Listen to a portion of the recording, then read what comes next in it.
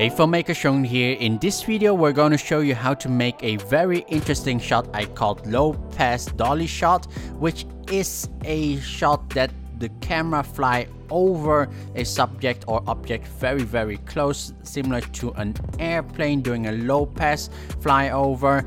And this is a very interesting shot for products and more. However, when you're normally using a slider, your camera is on top of the slider, making it very difficult to do that low pass dolly shot. So we need some additional gear to get our camera into a lower position.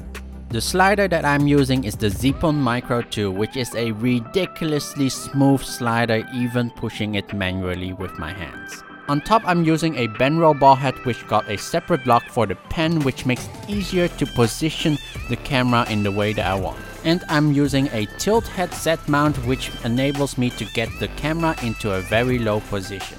The camera I'm using is a Panasonic G7 with the Olympus 12mm f2, and everything combined looks like this onto the slider.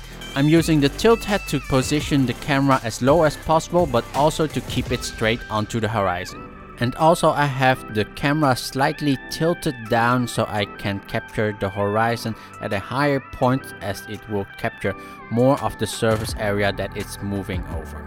Hope you learned something from this video, and if you have any questions, please comment below. And if you are new to this channel and want to see more videos like this, make sure to hit that subscribe button here below. Thank you guys for watching, and be safe out there, and CD out.